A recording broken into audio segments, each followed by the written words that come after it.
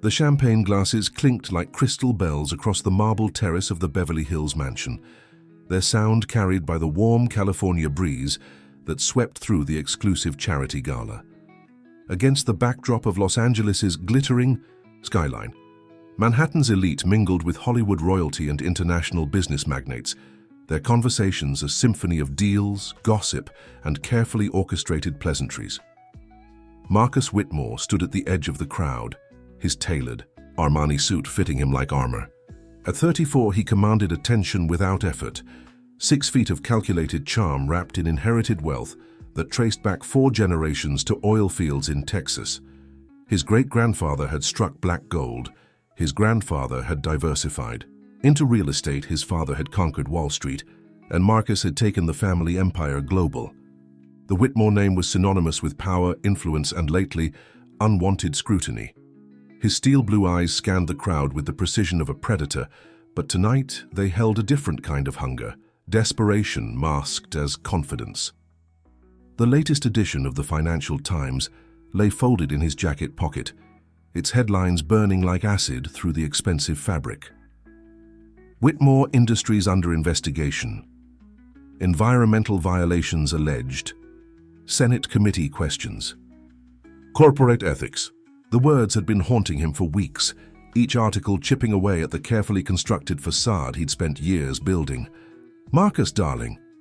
The voice belonged to Victoria Ashford, a socialite whose family fortune came from pharmaceutical patents.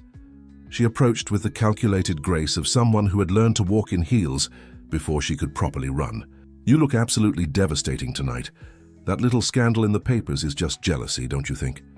He smiled the smile that had charmed investors out of billions, but his eyes remained cold. Victoria, you know how the media loves to create drama where none exists. A minor regulatory review, nothing more. But it wasn't minor, and they both knew it. The investigation had tentacles reaching into offshore accounts, environmental cover-ups, and a web of political connections that could unravel everything he'd worked for. His legal team had assured him the charges wouldn't stick, but in the court of public opinion, perception was reality. And right now, his perception was toxic. The crowd parted as Senator Richardson made his way across the terrace, his silver hair gleaming under the string lights that had been strung between the palm trees. He was leading the Senate committee, investigating Marcus's company, and his presence here tonight was either a coincidence or a calculated intimidation tactic. Marcus suspected the latter. Whitmore, the senator's voice carried the authority of someone who had spent 3 decades in Washington. Enjoying the evening? Senator Richardson, I wasn't expecting to see you here. Marcus extended his hand, noting how the older man's grip lingered just a moment too long, a power play disguised as courtesy. Oh, I wouldn't miss Patricia Holbrook's annual environmental fundraiser. Ironic venue for you, wouldn't you say? The senator's smile was sharp as a blade, given your company's recent challenges with environmental compliance. The conversation around them quieted, like a theater audience sensing drama about to unfold. Marcus felt the weight of dozens of eyes, each one a potential camera, a potential witness to his downfall. This was exactly what he couldn't afford: public confrontation, more fuel for the media fire that was already consuming his reputation. His phone buzzed in his pocket, and he glanced down to see a text from his PR manager, TMZ outside. They're asking about the Richardson investigation. Need distraction now. The music from the string quartet seemed to fade as Marcus's mind raced through possibilities. He needed something big, something that would dominate tomorrow's headlines and push his legal troubles to the back pages. A donation? Too predictable. A business announcement? Too risky given the investigation. A personal scandal? His gaze swept across the terrace and landed on the service staff moving gracefully between the guests, invisible in their efficiency. That's when he saw her, a young woman carrying a tray of champagne glasses, her dark hair pulled back in a simple ponytail, her movements fluid despite the obvious weight of the silver tray. She was beautiful in an understated way that seemed almost foreign in this world of surgical enhancements and designer everything. Elena Rodriguez had been working at Beverly Hills events for 3 years, a job that paid well enough to help support Her mother and younger brother back in East LA. She moved through the crowd like a ghost, trained to be helpful but invisible, efficient but silent. At 26, she had learned to navigate these worlds of extreme wealth without being seduced by them. She knew she was temporary help here for one night, gone by morning.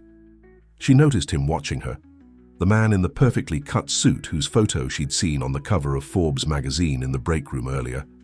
Marcus Whitmore, heir to billions, the kind of man who lived in a different universe entirely.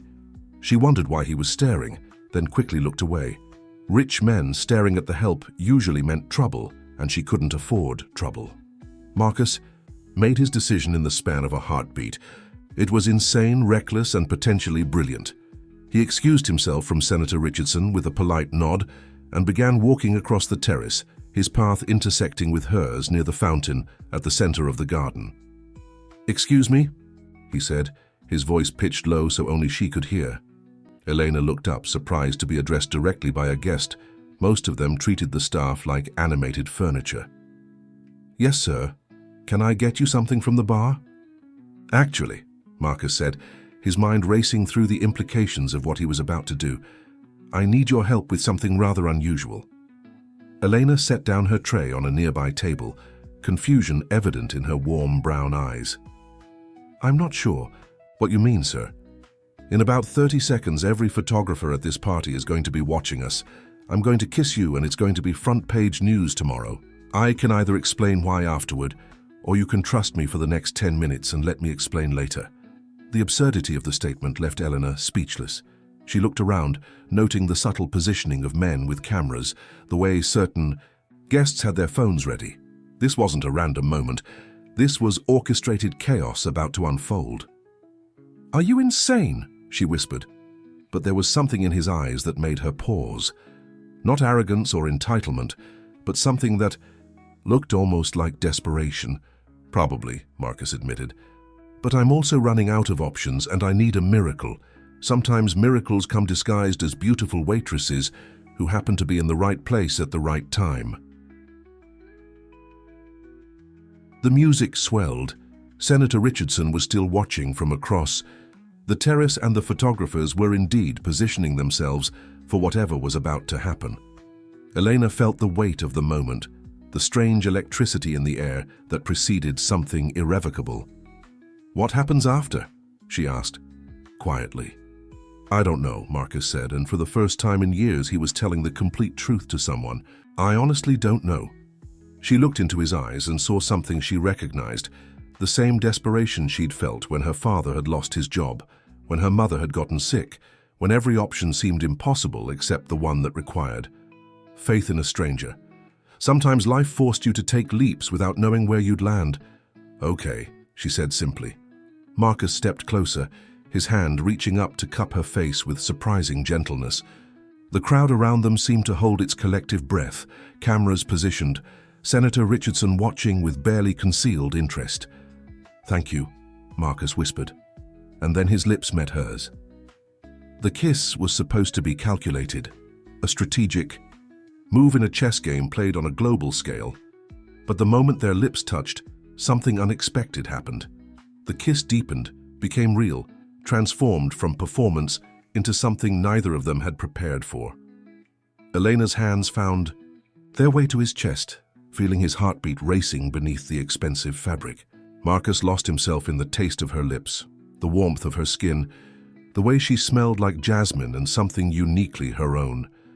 The photographers captured it all, the way he held her face like she was precious, the way she melted into him despite the insanity of the situation, the way the Hollywood elite watched in fascination as one of America's most eligible bachelors kissed a woman none of them recognized.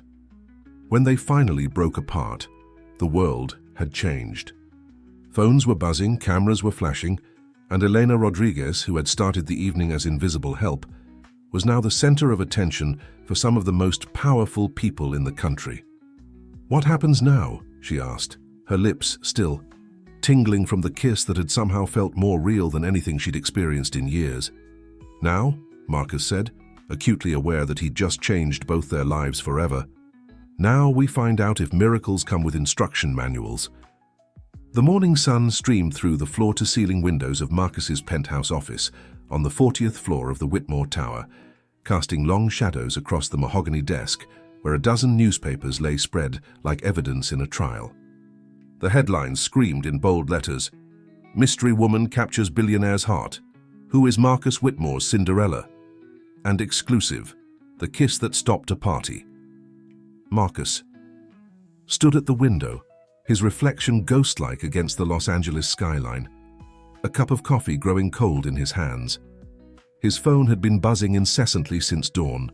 Calls from his board of directors, his legal team, his mother in Martha's, Vineyard, and approximately 47 reporters who had somehow gotten his private number. "Sir?" His assistant Jennifer knocked softly on the door. She'd been with him for 5 years and had seen him navigate corporate wars, hostile takeovers, and congressional hearings, but she'd never seen him quite like this, simultaneously triumphant and terrified. "Come in, Jen." "The Richardson investigation has been pushed to page 6 in the Times," she said, holding up the newspaper. "The Wall Street Journal mentioned it in paragraph 12 of their business section. CNN hasn't mentioned it once this morning." Marcus turned from the window, a ghost of a smile playing at his lips. "And the front page? You and the mysterious Elena Rodriguez." Jennifer set down a stack of magazines on his desk. People magazine is calling her America's new sweetheart. Entertainment Tonight wants an exclusive interview. The Today Show is offering 7 figures for a joint appearance. He picked up one of the magazines, staring at the photograph that had been taken at the precise moment of the kiss. Even in print, even knowing it had been calculated, he could feel the electricity that had passed between them. Her eyes were closed, her face tilted up to his, and she looked like she belonged in his arms. "Have you found her?" he asked quietly. "That's complicated, sir." Jennifer consulted her tablet. "Elena Rodriguez, 26 years old, born in East Los Angeles. She works for Premier Event Services, but she called in sick today. Our security team found her address, but she's not answering her door or her phone." Marcus nodded slowly. They expected as much. If he were in her position, he'd probably be hiding too. Last night had been a whirlwind that ended with him giving her his card and promising to call, but in the harsh light of morning, she was probably realizing that she'd been swept up in something far bigger than either of them had anticipated. "Sir?" Jennifer's voice was hesitant. "The board is asking questions. They want to know if this is real, if you're actually involved with her." Marcus looked down at the photograph again.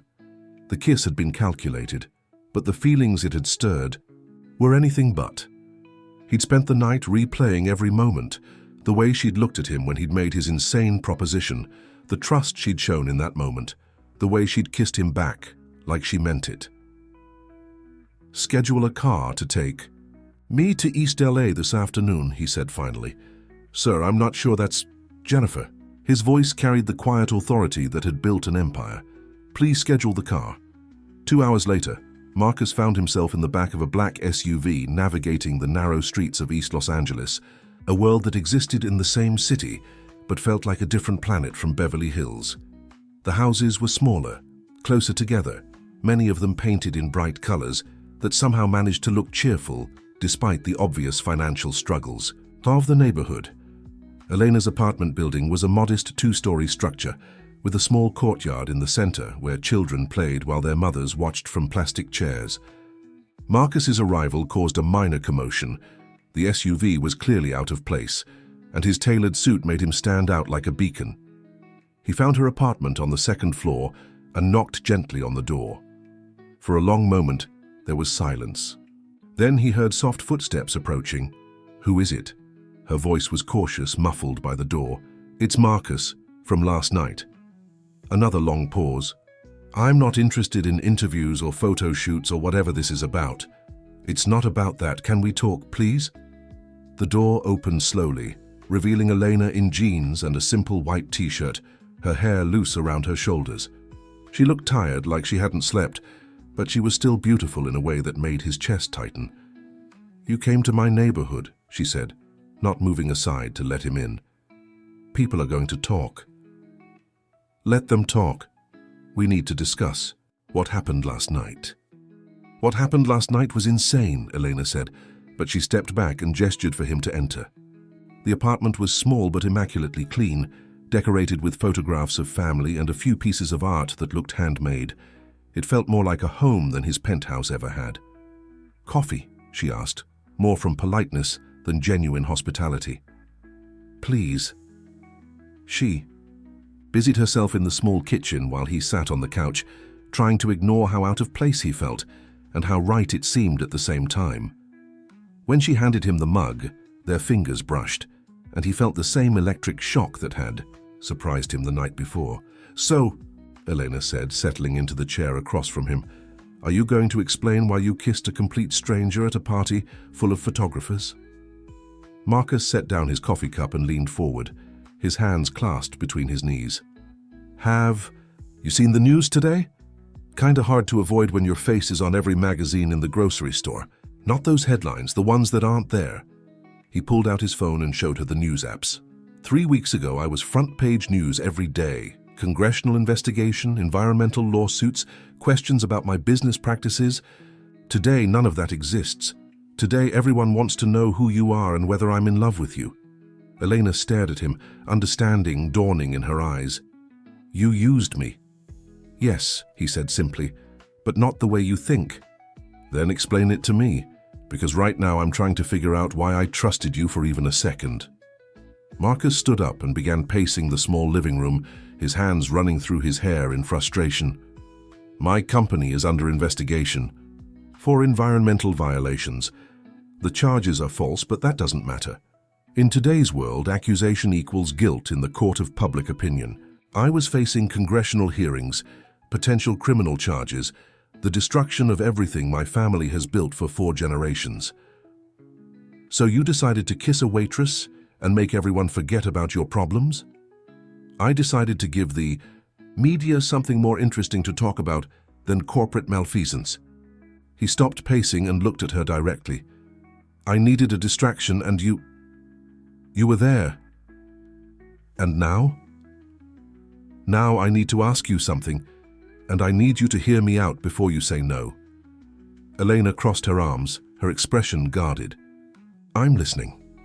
I need you to pretend to be my girlfriend for a few weeks, nothing inappropriate, nothing that would make you uncomfortable, just public appearances, a few photos, maybe a dinner or two. Long enough for the media to lose interest in my legal troubles and focus on our relationship instead. I want me to lie to the entire world.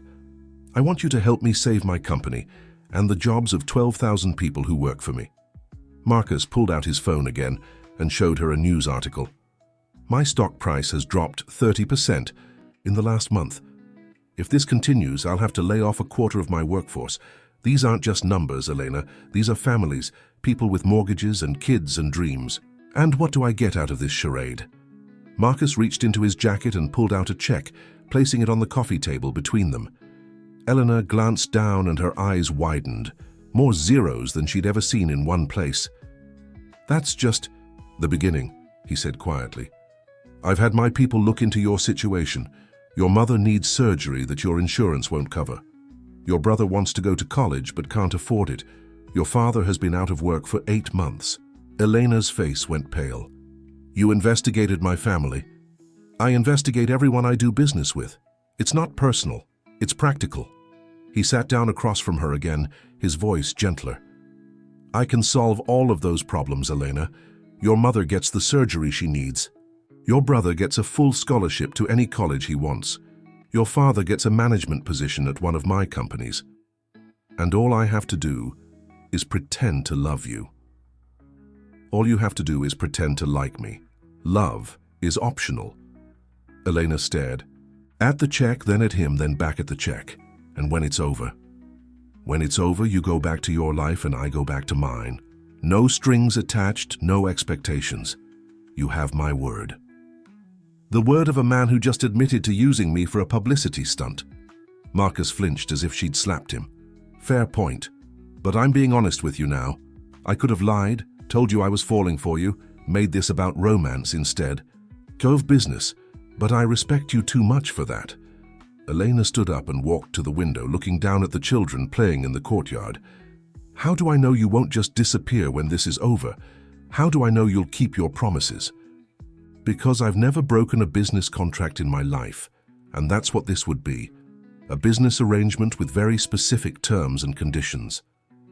She turned back to him, her eyes bright with unshed tears. Do you have any idea what it's like to have someone offer to solve all your problems with a snap of their fingers?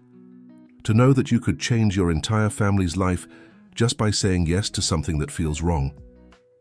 I know what it's like to be desperate enough to kiss a stranger in front of 100 cameras, Marcus said quietly. I know what it's like to watch everything you've worked for crumble because of things beyond your control. I know what it's like to need a miracle. They stared at each other across the small room, two people from different worlds united by desperation and circumstance. Elena picked up the check and looked at it again, then set it down with a decisive motion. I have conditions, she said. Name them. First, this ends when I say it ends, not when the media loses. Interest, not when your legal troubles go away, but when I decide I'm done. Agreed. Second, you don't get to investigate my family anymore. What you've already found is enough. Agreed. Third, she took a deep breath. You never ever lie to me again. Whatever this is between us, it stays honest. No more games, no more manipulation. Marcus nodded slowly. Anything else? Yes, Elena said, her voice stronger now. When this is over, when we go back to our separate lives, you don't get to contact me. No calls, no texts, no unexpected visits. When it's done, it's done. That seems final. Because it is. I'm not going to let myself get confused about what this is, Marcus. This is business. You need a girlfriend, I need the money. But I won't let myself forget that you chose me because I was convenient, not because I was special. Marcus felt something twist in his chest at her words, but he nodded. Agreed. Do. We have a deal. Eleanor looked at him for a long moment, then reached for a pen on the side table. We have a deal, she said, signing the back of the check. But you should know something, Marcus Whitmore. What's that? I'm not the same woman. You kissed last night. That woman trusted you. This woman is just doing business. She handed him the signed check. And as their fingers touched one last time, Marcus wondered if he'd just made the best decision of his life or the worst.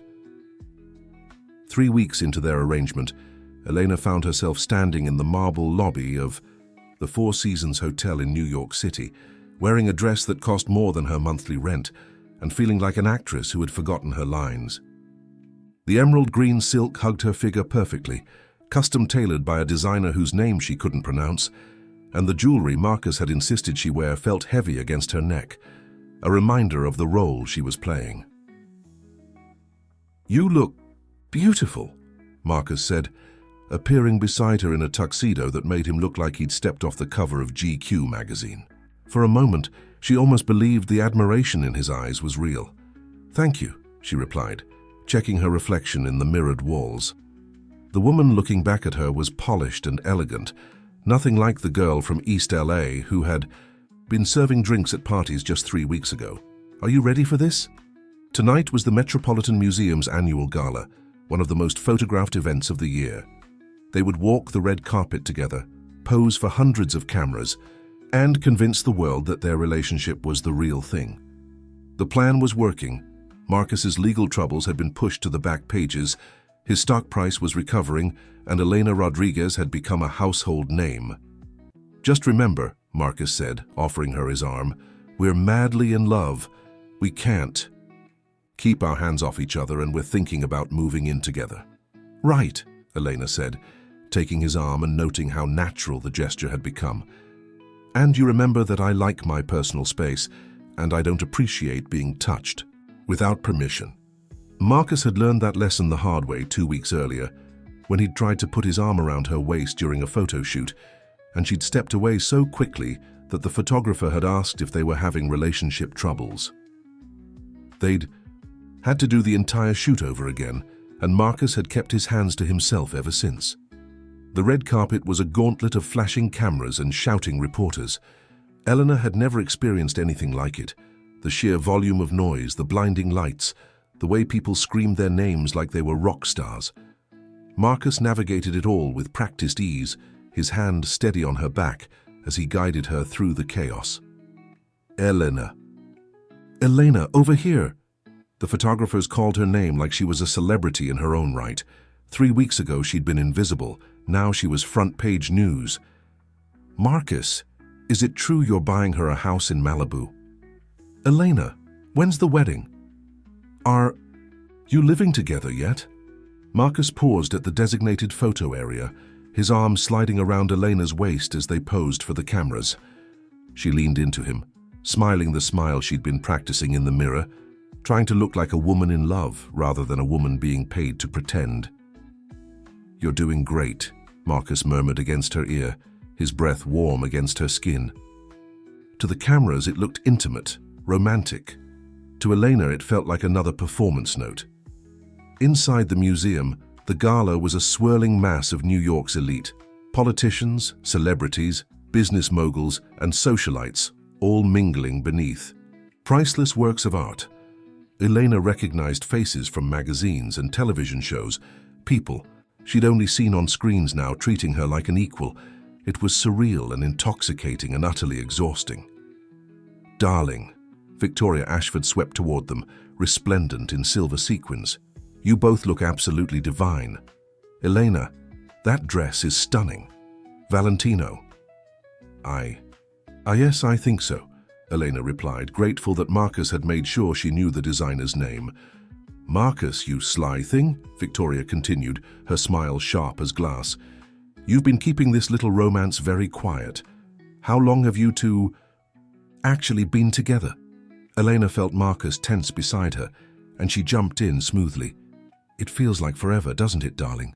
She looked up at Marcus with what she hoped was convincing adoration. But we wanted to keep things private at first. You know how the media can be. Oh, absolutely, Victoria agreed, though her eyes suggested she wasn't entirely convinced. Young love is so precious. You must protect it at all costs. As Victoria glided away, Eleanor and Marcus found themselves alone for a moment near a display of Renaissance paintings. The crowd swirled around them, but they were temporarily invisible in their small pocket of space. Nice save, Marcus said, quietly. I'm learning. Elena adjusted her earrings, a nervous habit she'd developed over the past few weeks. Though I have to say, your friends ask a lot of personal questions. They're not my friends. They're networking opportunities with trust funds. Elena looked at him sharply. Is that what I am? A networking opportunity? No, Marcus said, and something in his voice made her believe him. You're something else entirely. Before she could ask what he meant, they were approached by a man Elena recognized from the news, Senator Richardson, the one leading the investigation into Marcus's company. He was older than he appeared on television, with silver hair and sharp blue eyes that seemed to take in everything. Whitmore, the senator said, extending his hand. Ms. Rodriguez, I don't believe we've been properly introduced. Senator Richardson, Eleanor replied, shaking his hand and trying not to show how nervous she was. This man had the power to destroy Marcus's life, and here she was, part of an elaborate deception to distract from his investigation. You've certainly captured the public's attention, the senator continued, his smile polite but not warm. It's remarkable how quickly someone can go from complete anonymity to front-page news. Love has a way of surprising us all, Eleanor said, her hand finding Marcus's arm in what she hoped looked like a natural gesture of affection. Indeed it does. The senator's eyes moved between them, calculating.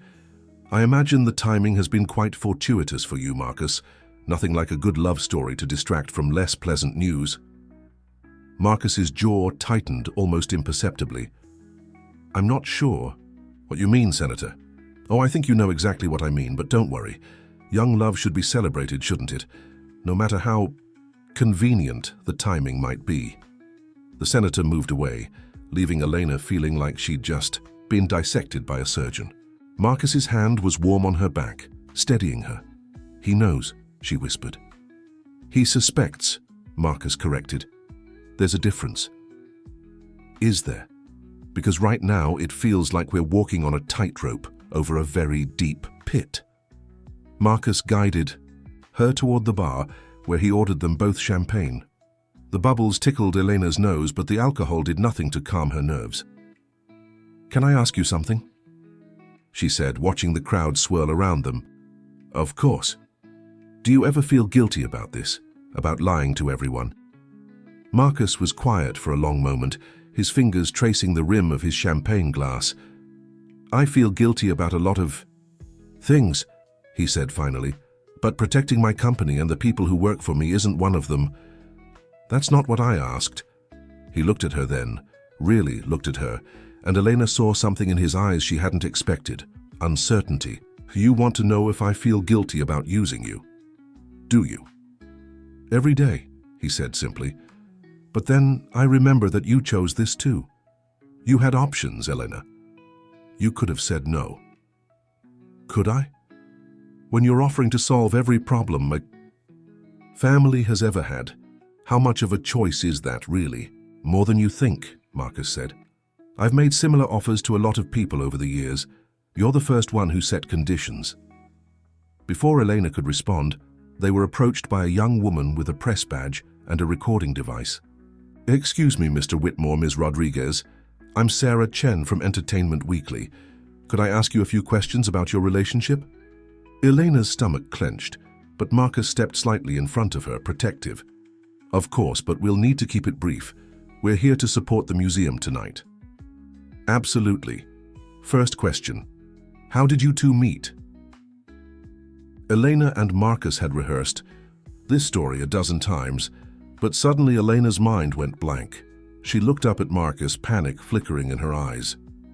We met at a charity event, Marcus said smoothly, his hand finding hers and squeezing gently. Elena was working, and I was immediately struck by her grace and intelligence. It took me 3 attempts to get her to agree to have coffee with me. That's so romantic. And Elena, what attracted you to Marcus? Elena found her voice.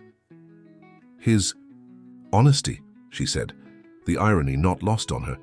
He's not what people expect. He's funny and kind, and he sees the world differently than most people in his position. Any plans for the future, engagement, marriage? We're taking things one day at a time, Marcus replied. When you find someone special, you don't want to rush anything. The reporter scribbled notes eagerly.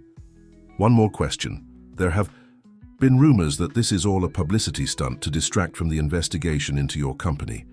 Any comment? Elena felt Marcus go rigid beside her, but his smile never wavered. I think anyone who's seen us together can tell this is real. You can't fake the kind of connection Elena and I have.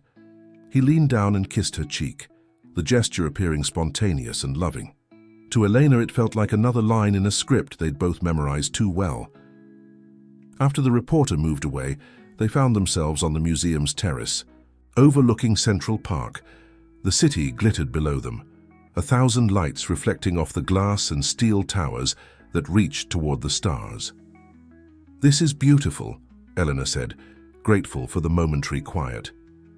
It is, Marcus agreed, but he was looking at her instead of the view.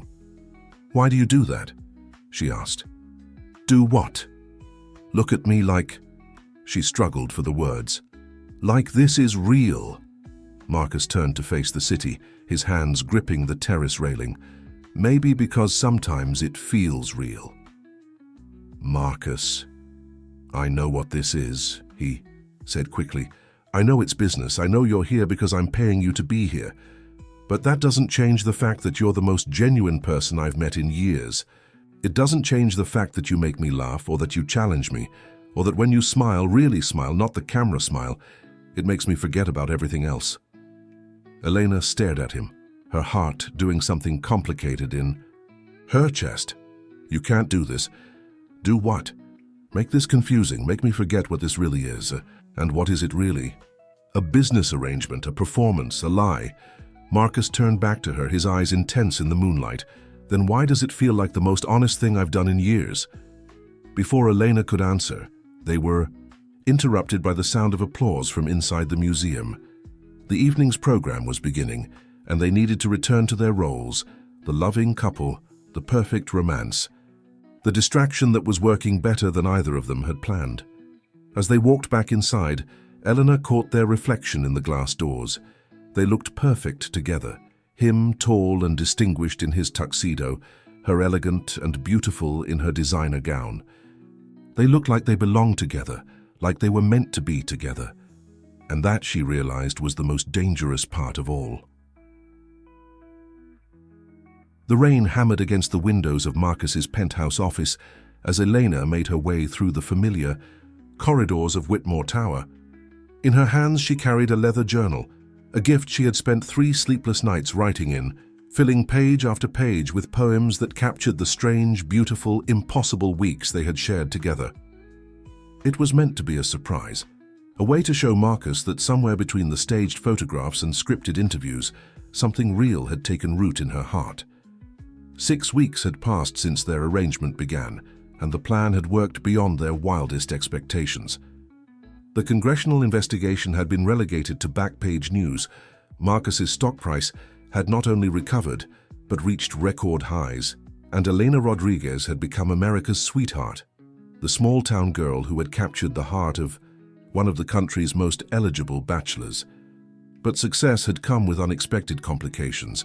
The boundaries Elena had so carefully constructed were crumbling, worn away by shared laughter during quiet dinners, meaningful glances across crowded rooms, and moments when Marcus would look at her like she was the most important person in his world. She had started to believe that maybe, just maybe, the feelings weren't entirely one-sided. That morning, she had finally admitted to herself what she had been fighting for weeks. She was falling in love with Marcus Whitmore. Not the billionaire, not the media persona, but the man who made her coffee exactly the way she liked it, who remembered that she preferred classical music to jazz, who listened to her stories about growing up in East LA like they were the most fascinating tales he'd ever heard. The journal in her hands contained all of it, every emotion she couldn't speak aloud, every moment that had felt genuine in their world of carefully orchestrated lies.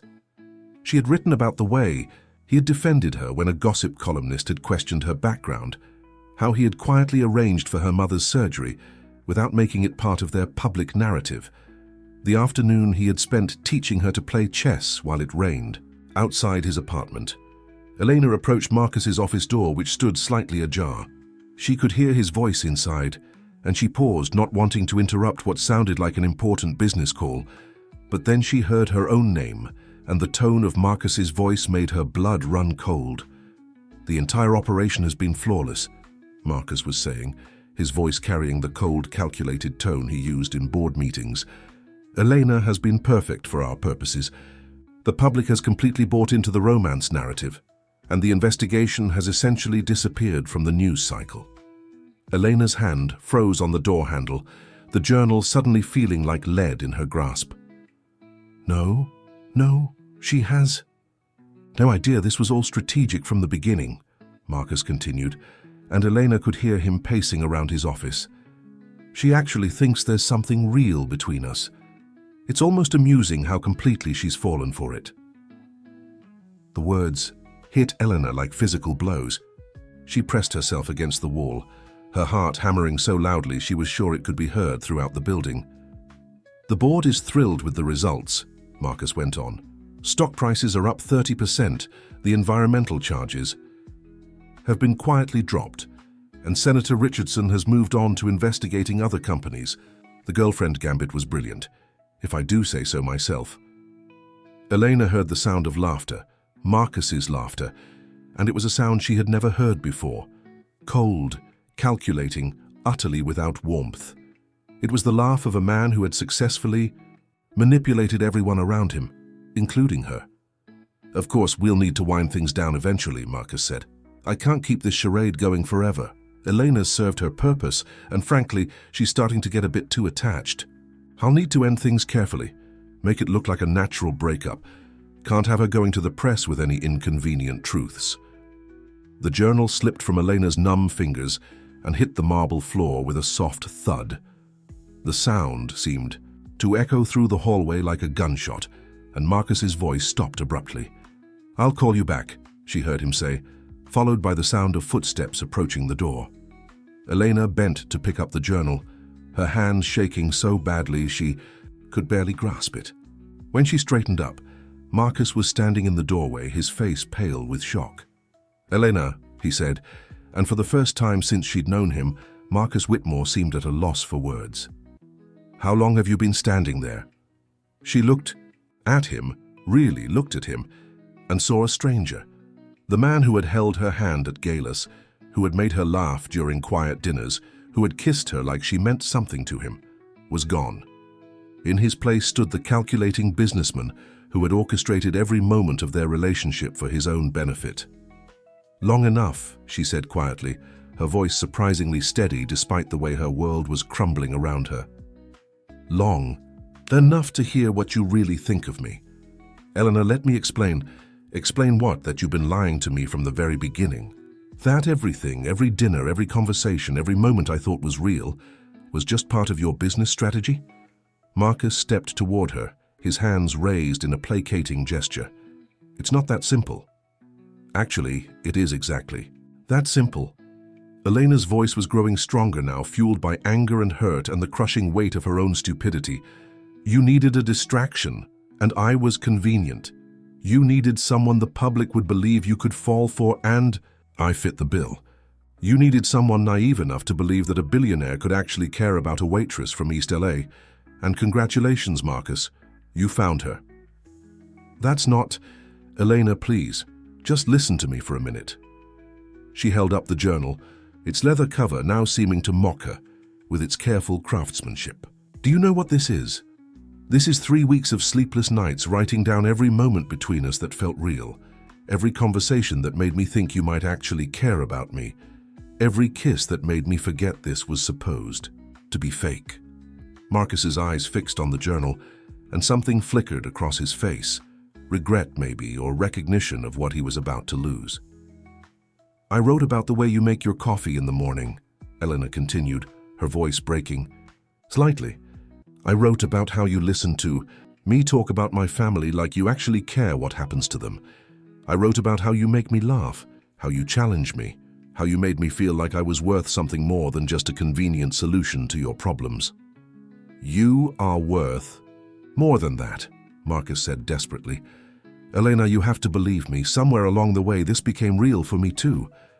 "No," Elena said firmly, shaking her head. "You don't get to do that. You don't get to rewrite history just because you got caught. I heard you, Marcus. I heard exactly what you think of me, what I've always been to you. A business arrangement that got a little too attached for your comfort." She walked past him into his office, moving with a dignity that belied the fact that her heart was breaking. Into 1,000 pieces, Marcus followed her, closing the door behind them. "Please," he said, and the desperation in his voice was almost enough to make her waver. "Let me explain. Yes, it started as a business arrangement. Yes, I needed the distraction. But Elena, what happened between us, the way I feel about you, that wasn't part of any plan." Elena turned to face him, and Marcus was struck by how beautiful she looked even in her anger, even with tears threatening to spill from her eyes. "How am I supposed to believe anything you say now? How am I supposed to know what's real and what's just another performance? Because I'm telling you the truth now. I'm telling you that I've never felt about anyone the way I feel about you. I'm telling you that when I wake up in the morning, the first thing I think about is seeing you. I'm telling you that you've changed everything for me." "Stop," Elena said, her voice barely above a whisper. "Just stop. I can't do this anymore. Marcus, I can't keep pretending that this is something it's not." She placed the journal on his desk, its pages filled with her heart, her hopes, her foolish dreams of a future that had never been real. "I bought you the silence of the world," she said, echoing words from a poem she'd written weeks ago. "But you never had mine, and you never will." Marcus stared at the journal, then at her, and Elena saw the exact moment when he realized what he was losing. But it was too late for explanations, too late for promises, too late for anything but the truth that hung between them like a chasm neither of them could cross. "Elena, please don't leave like this. We can work through this, we can—" "No, we can't," she said, walking toward the door. "Because this was never real for you, was it? Even now, even when you're supposedly telling me the truth, you're still trying to manage me, still trying to control the narrative." She paused at the door, looking back at him one last time. "You want to know the difference between you and me, Marcus. When I realized I was falling in love with you, it terrified me because I knew it could destroy me. When you realized you might have feelings for me, you saw it as a complication to be managed. That's not true. Goodbye, Marcus," she said simply. And then she was gone, leaving him alone in his office with a leather journal full of poems. He'd never get to read, and the realization that he'd just lost the only real thing in his carefully constructed life. The weeks that followed were a masterclass in public relations damage control. Marcus's team crafted a story about mutual respect and different life goals, about two people who had grown apart, despite their deep affection for each other. The media ate it up, turning their breakup into another romantic narrative about love that wasn't meant to be. But Marcus knew the truth. He'd lost Elena not because they'd grown apart, but because he'd never truly let her in. He'd treated their relationship like another business deal, complete with strategies and exit plans, and in doing so, he'd destroyed the only genuine connection he'd ever had. Elena disappeared from the public eye as quickly as she'd entered it. She quit her job with the catering company, moved her family to a modest house in a quiet neighborhood, and started over. The money Marcus had given her was put to good use. Her mother's surgery, her brother's college education, a small coffee shop that Elena opened near the beach, far from the glittering world of Beverly Hills and corporate towers. The coffee shop was everything the penthouse wasn't. Warm, welcoming, filled with the smell of fresh bread and the sound of genuine laughter. Elena served coffee to surfers and artists, teachers and construction workers, people who knew her simply as the woman who made the best cappuccino on the coast and wrote poetry on napkins for anyone who asked. Marcus learned about the coffee shop from a private investigator's report that he'd commissioned and then never read beyond the first page. He kept the report in his desk drawer, along with the leather journal Elena had left behind. He'd tried to read it once, but the first poem had been about trust, and he'd closed it immediately, unable to face what he'd thrown away. 6 months after Eleanor walked out of his life, Marcus made a decision that surprised everyone, including himself. He resigned as CEO of Whitmore Industries, turning the company over to his younger sister, who had always been better at the family business anyway. He sold his penthouse, donated most of his fortune to environmental causes, and disappeared from the social pages as thoroughly as Elena had. The private investigator had mentioned that Elena's coffee shop was called Horizon, and Marcus understood why. It was about looking forward, about the possibility of new beginnings, about the hope that existed just beyond where you could see. One morning, 8 months after their last conversation, Marcus found himself standing outside Horizon, watching through the window as Eleanor moved behind the counter with the same grace he remembered. She was wearing jeans and a simple sweater, her hair pulled back in a ponytail, and she looked more beautiful than she ever had in designer gowns and diamonds. Small bell chimed as he pushed open the door, and Elena looked up from the espresso machine. For a moment their eyes met, and Marcus saw surprise, wariness, and something else, a flicker of the woman who had once written poems about him in a leather journal. "Marcus," she said quietly, "what are you doing here?" "I came to apologize," he said simply, "and to ask if you might consider giving me a chance to earn something I should have treasured from the beginning." "And what's that?" "Your trust," Marcus said, "not as a business arrangement, not as a publicity stunt, not as anything other than a man who realized too late that he'd found something real and threw it away because he was too afraid to believe. It could be true." Eleanor studied his face, noting the changes. He looked older, more tired, but also somehow lighter, as if he'd put down a burden he'd been carrying for years. "I read your poems," he continued, pulling the leather journal from his jacket. "Every single one. They were beautiful, Elena. They were honest in a way I never learned how to be." "You kept it," she said, surprised. "It was all I had left of the real you. The woman who saw something in me worth writing about, even when I couldn't see it myself. Elena was quiet for a long moment, her hands busy with the coffee machine, but Marcus could see the thoughts racing behind her eyes. "I'm not the same woman who walked into your office that day," she said finally. "I'm not looking for a Prince Charming or a fairy tale ending. I'm not looking to be rescued or swept off my feet." "Good," Marcus said, "because I'm not the same man either. I'm not looking for a business arrangement or a publicity opportunity. I'm looking for a second chance with the woman who taught me the difference between having everything and having something that matters." Eleanor poured 2 cups of coffee, sliding one across the counter to him. "What makes you think I'd be willing to give you that second chance?" "Nothing," Marcus admitted. "Hope, maybe, the fact that you haven't asked me to leave yet. The possibility that somewhere in all those poems you wrote, there might be one about forgiveness." "There might be," Elena said carefully. "But forgiveness doesn't mean forgetting. It doesn't mean pretending the past didn't happen." "I'm not asking you to forget. I'm asking you to let me prove that I've learned from it." Marcus took a sip of the coffee and smiled. "This is amazing, by the way." "Thank you." Eleanor's voice was softer now, some of the wariness fading from her eyes. "Marcus, what do you want from me? Really want? Not what you think you should say, or what might work best for your image." Marcus set down his coffee cup and looked directly into her eyes. "I want to know you," he said. "Not Elena Rodriguez, the woman from the headlines, but Elena, the woman who writes poetry on napkins, who makes coffee that tastes like home, who looks at the ocean every morning like it might hold answers to questions she hasn't asked yet." "And what would you give me in return?" "The truth," Marcus said simply. "All of it, even the parts that aren't pretty. The man who learned too late that the only thing worth having is something you can't buy, can't strategize, can't control. Something you can only earn by being worthy of it." Elena was quiet for a long time, studying his face as if trying to read the truth written there. Outside, the ocean stretched toward the horizon, endless and full of possibility. "I have conditions," she said finally, and Marcus felt his heart leap with hope. "Name them." "First, no more games, no strategies, no management, no trying to control how this looks to other people. Whatever this is, it happens on its own terms." "Agreed." "Second, we start over, not from where we were, but from the beginning.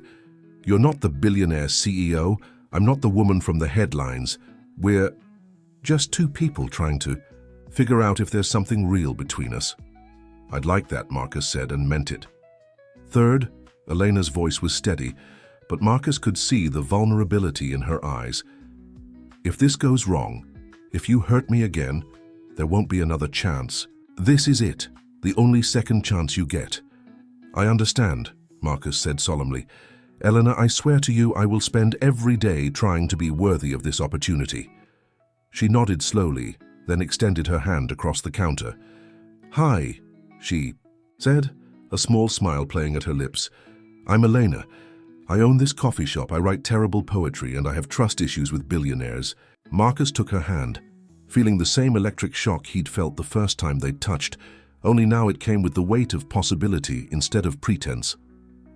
"Hi, Elena. I'm Marcus. I recently learned the difference between having everything and having what matters, and I'm hoping you might be willing to teach me a few more things about what's real." They shook hands like strangers meeting for the first time, but the spark between them was anything but unfamiliar. This time, though, it came with honesty, with hope, and with the understanding that some things, the most important things, couldn't be bought or strategized or controlled. They could only be earned, one conversation at a time, one shared coffee at a time, one moment of truth at a time. And for the first time in his life, Marcus Whitmore was ready to do the work. Fim da Historia. Dear listeners, we hope that Marcus and Elena's story has touched your hearts and reminded you that sometimes the most valuable things in life can't be bought. They can only be earned through honesty, vulnerability, and the courage to start over. Their journey, from a calculated kiss to genuine love, shows us that second chances are possible when we're willing to be truly authentic with ourselves and others. If this story moved you, we'd love to hear about it. Please subscribe to our channel and hit that like button to support more stories that explore the complexity of human relationships and the power of redemption. Share with us in the comments. Have you ever had to choose between what was convenient and what was real? Have you experienced the kind of second chance that Marcus and Elena found together? We bring you new stories every week that dive deep into the emotions, struggles, and triumphs that make us human. Don't miss our upcoming tales of love, forgiveness, and the beautiful messiness of life. Your engagement helps us continue creating these meaningful narratives that remind us all of our shared humanity. Until next time, remember that every ending can be a new beginning, and every mistake can be a lesson in disguise.